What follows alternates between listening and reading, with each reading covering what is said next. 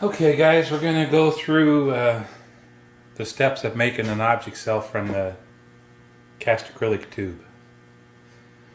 So one of the most important things is you want to make sure you have cast acrylic tube. If you try to use extruded tube, it won't work. So the cast acrylic tube, it's easy to see. I mean, it's crystal clear, it's really smooth, doesn't have any ridges on it.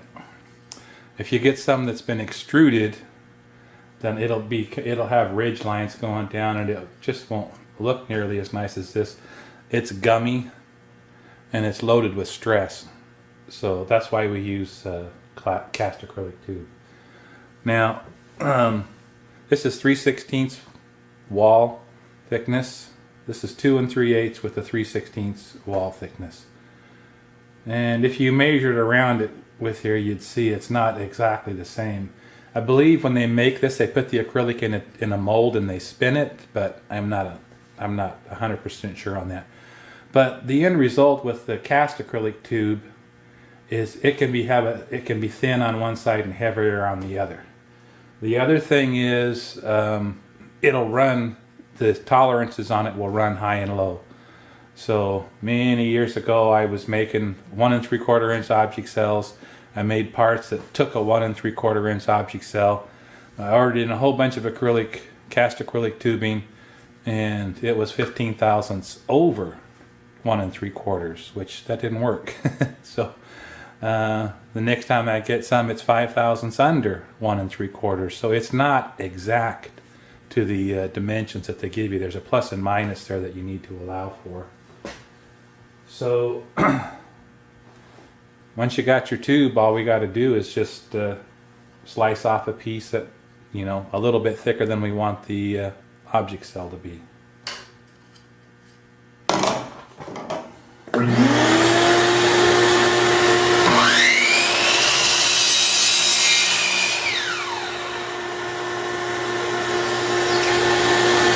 Okay, see, that's pretty simple. Now, I want to stress, this video is not about tool safety, so you need to read and follow the manufacturer's guidelines for all the power tools and stuff that you're going to use. You did notice when I finished the cut, I let the miter saw come to a stop before I lifted it up. And that's also why this stop here is just a little short one.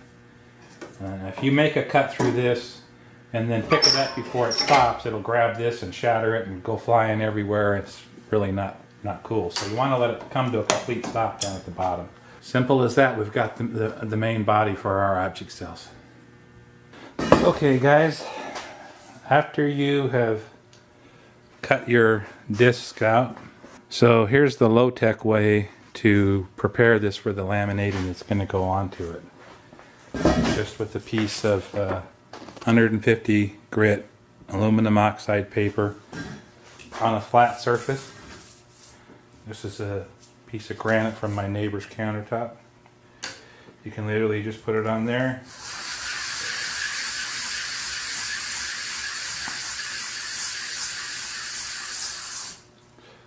And you have to go. I stopped early on this one on purpose. Let me see if that'll show better over here. See, you can still see, and here you can still see. So those have to be, it has to be sanded like that until that's all a uniform surface with no checks in it.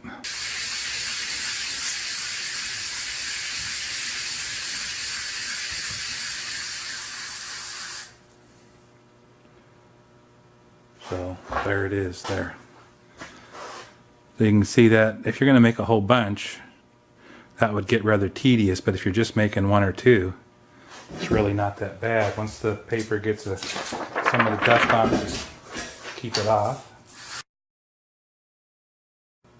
That's pretty much got that side. So this would be ready to be have a lamination put on it. Now typically I wait until right when I'm ready to do that. That way I don't have to worry about this getting dirty before I do go to put the laminations on. So that's the way to do it by hand. And I'm going to go and show you how to do it with the power sander. Okay guys, I'm going to show you lapping these off with the belt sander now. But typically what we did, we don't do it this way a lot anymore, but when we did do it this way, we would power lap these with the belt sander, and then we would go back and just hit them on the lapping plate, just to make sure that we came off and on here straight. So if you get practice at this, it can be really efficient and work quite smoothly. If you don't have the feel for it, you can ruin a lot of object cells trying this.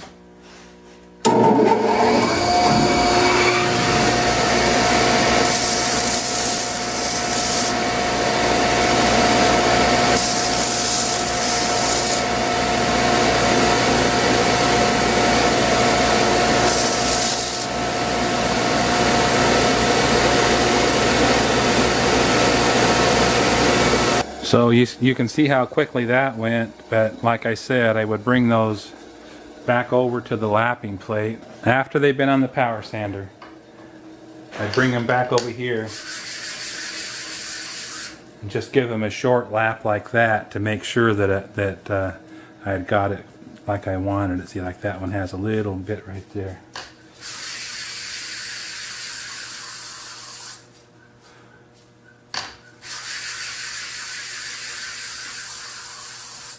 So with the power sander, you can just eliminate most of this.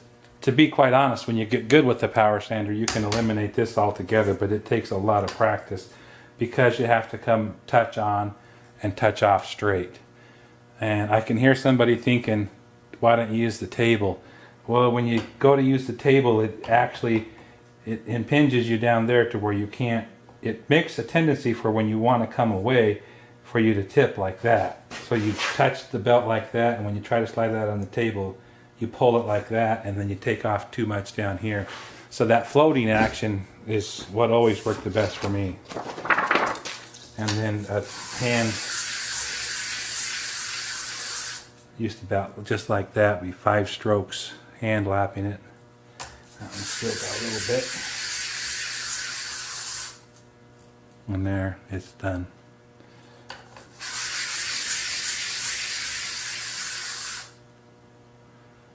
Good. So there you go. We've got the tubes cut. We've got them lapped off, ready for lamination.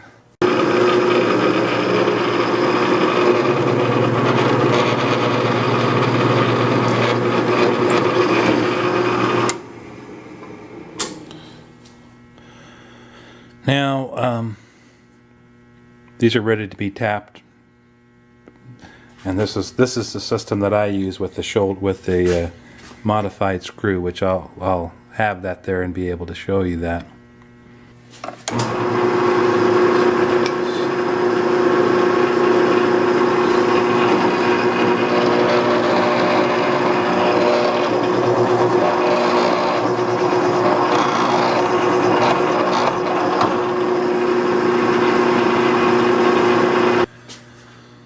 Okay, so you have to countersink that hole to a depth that screw head will fit down in it.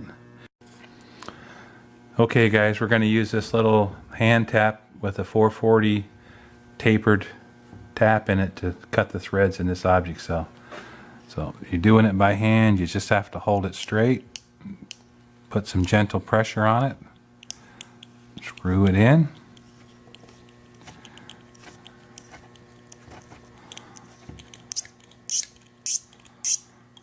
And I like to clear the chips off of the threads before I back it up. It cleans out of the flutes of the tap. And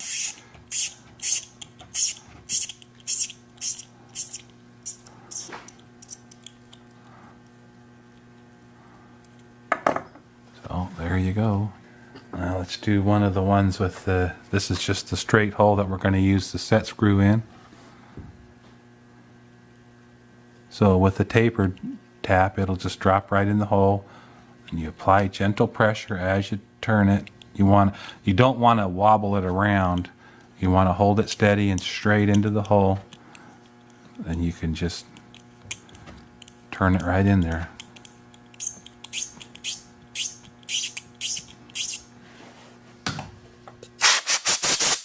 Clean the flutes out. The same thing when you're backing it out, you want to keep it straight. You don't want to wobble your tap around because you can enlarge the hole if you do that. There you go. It's that simple to tap yourself some threads in there. Okay, now let's do it with a spiral fluted tap. So you see this is a 3 fluted 440 tap with 3 flutes in it. This one has a spiral flute like a drill bit. This one is still a tapered tap, and it'll power tap this thing.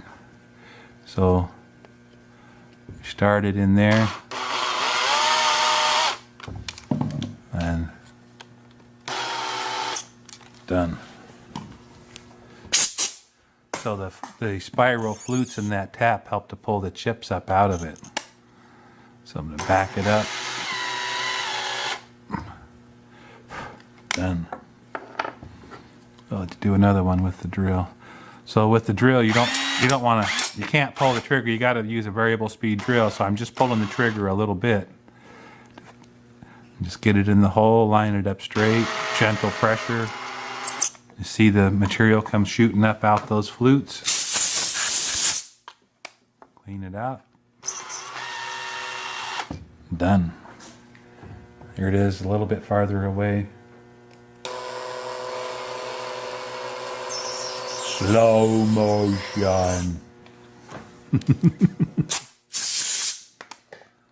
Slow motion.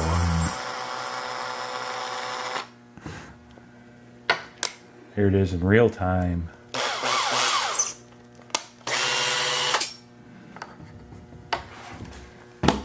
Here it is one more time with the hand tap.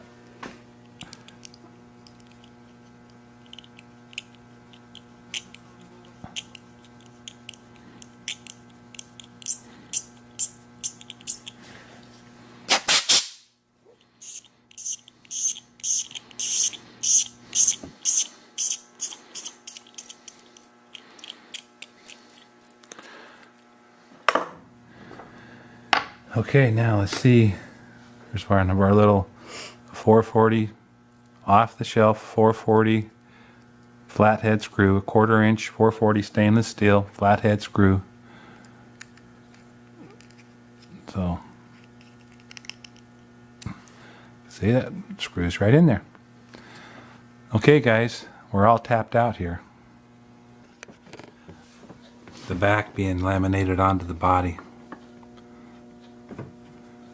Just going to make a puddle area for the ring to lay into on the base. Then you're going to do the capillary action on the rim of that. And she's dumping the excess off that. She's going to touch down on one side and gently let it go across to the other.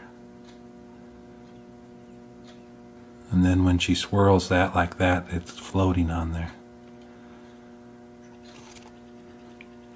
You can feel it start to tack up. All right. Let's do one more. She dusts it off. She's lining up the filler hole so it's on one of the flat sides so that when we go to fill it before we trim off the excess material, it'll be easy to reach that filler hole. There she goes one time around with that just to wet it. Dumping it. From one side, gently letting it down over to the other side. Swirly there, it kind of floats around and then she kind of holds it till it starts to get a little tack. Now you can see on that one she spilled some over the edge when she did the other side, and that's going to have to be relapped before we can glue the front onto it, which is no big deal. Okay, She's working on these level plates. And the grooves you see in that plate and the hole in the center are ventilation holes. So in different circumstances, you need the air to be able to get out of whatever you're laminating. So that's what those lines are about, but doesn't apply to this application. So there she goes. She wetted the bottom, just wetting the ring on the cell body. Dumps off the excess. Touch it on one side and let it come over to the other. Swirls it around and it's floating on there. That's it. Okay guys, I'm going to trim off the excess material around these.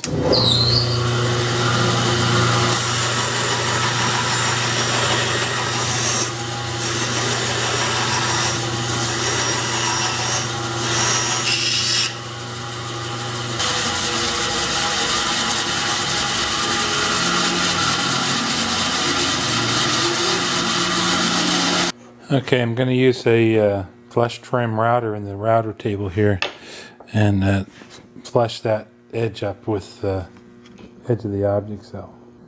See, the ball bearing on top here is going to be the guide for me.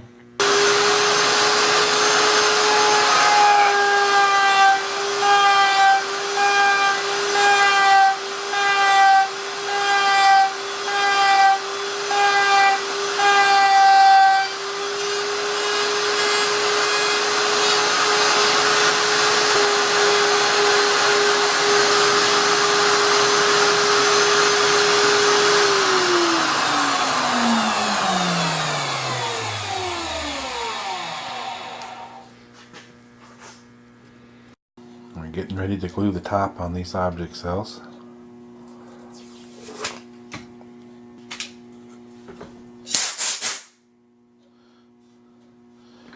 So she's laying that oversized top on that, and she's going to use it as a guide to wet the tops.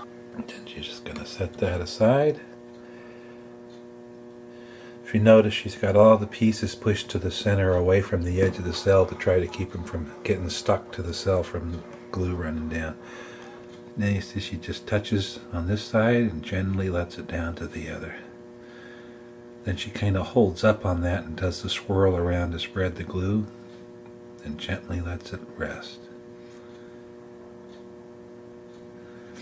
I had a little bit run on the inside there, but it really won't hurt anything. Especially not when you have the pieces centered away from the edge like that. If you had the pieces touching the edges like this and the glue run down, you'll glue them right to the back.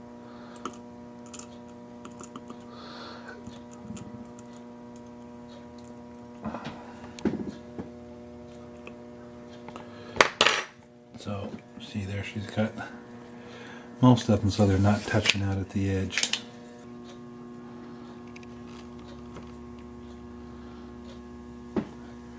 Wetting one side of the lid and using the object cell as the guide for it.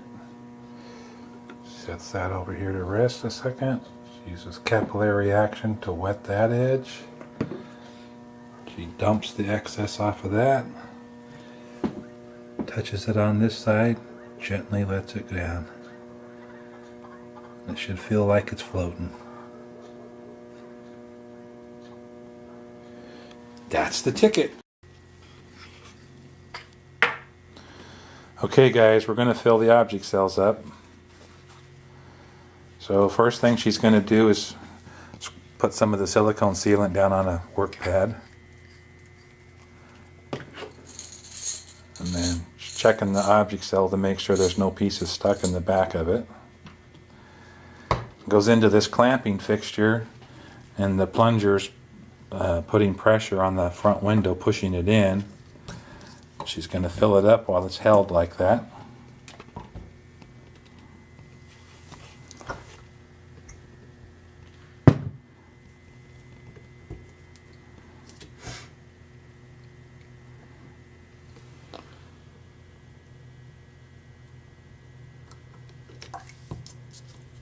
Gonna refill the plunger, or the syringe.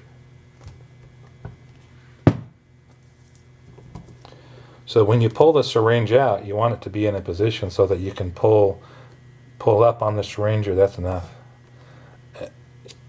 So that the juice is back into the syringe before you pull it out of the hole, so that the hole stays clean. So here she's going to put some glue on the screw to hold it on the screwdriver. And then she gets glue everywhere but the tip of the threads on that screw. And so that will avoid having the silicone get pushed into the object cell. And she cinches that up tight. Wipes off the excess. Now you might be able to see this bubble get slightly bigger when she releases the clamp. I'll have to look, I don't know. So that's fine. Anyways, it's all ready to be trimmed off.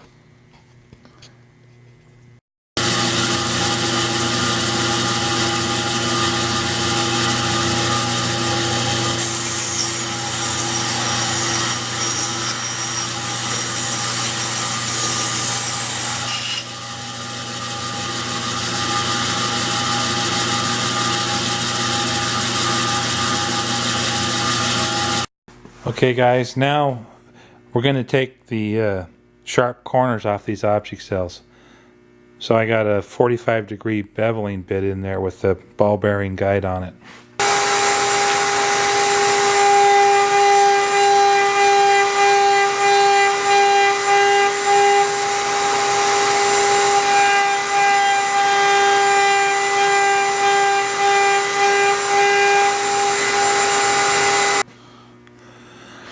Okay, so you can see that puts a little 45-degree bevel on the edges, so they're not sharp anymore.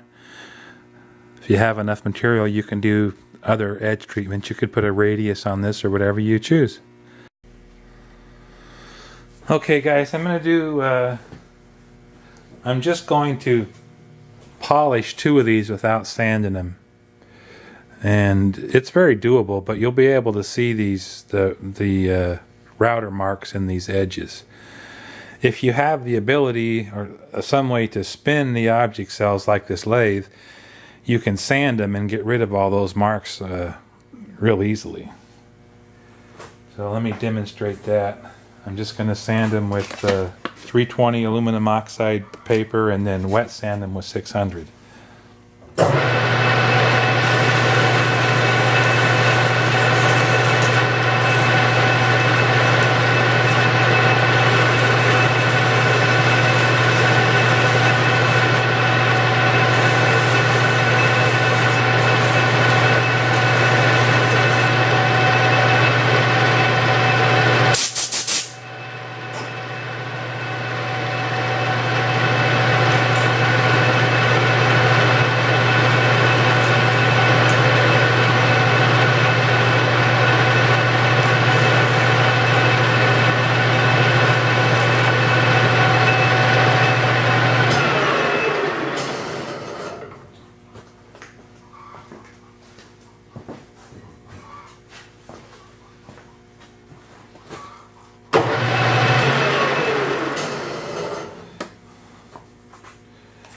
So this is not an ideal setup here. If I was making a lot of these, I'd have a collet that fit in so I wouldn't have to deal with these teeth. But you can see the difference between the one I've sanded and wet sanded, 320 and then 600 grit wet and dry paper, and the unsanded one. So we'll show those after they're buffed and you'll see the difference at that point too. Okay guys, we're going to buff these up now. So I'm using the blue plastic compound. I'll have a supplier list for that. And a loose, I think this is an 8-inch loose buffing wheel. One of the key things about the buffing process is it's a 1725 RPM motor. Most buffers, the cheaper buffers, are 3450. So it's that RPM is too fast and it generates too much heat and it'll melt and smear the plastic, where a slow 1725 RPM works much better.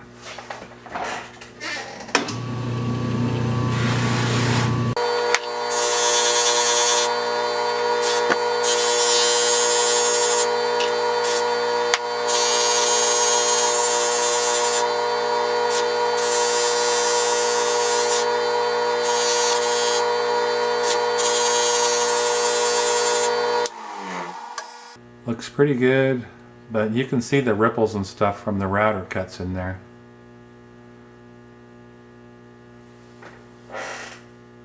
And you would not be able to buff those out. You'd buff all day before you got those to buff out.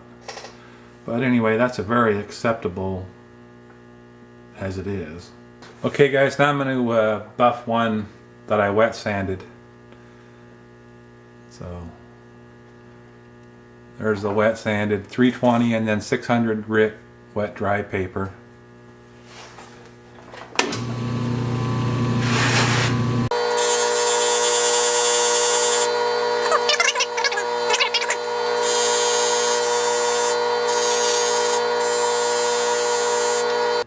It's just one step up in appearance. It just looks real nice. It's clean. There's no ripples on it. Very good. And also, normally, this dust collection would be running. I only did this without that running so that it wouldn't be so noisy for the video. But I never do this without dust collection running to collect all that buffing compound and dust. Okay. I think that wraps it up. That things look pretty good. Okay guys, this is the end of the process. Get to unwrap them. It's a good advertisement for higher quality masking tape.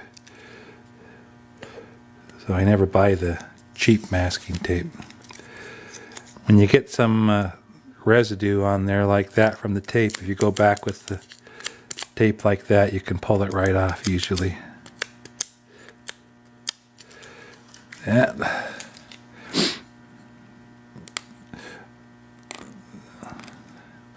Pull the paper off the back.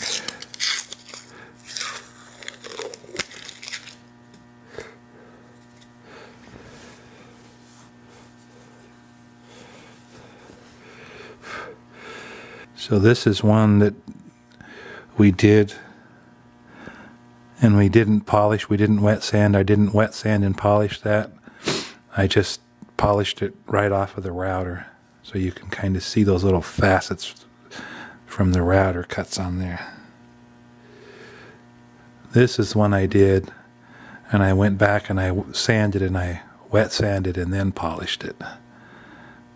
So it's quite a contrast.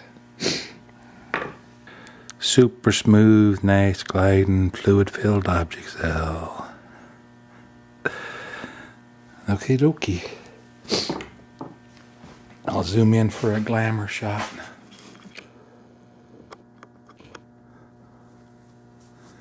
Alright, hope you guys have fun and be safe. See you later.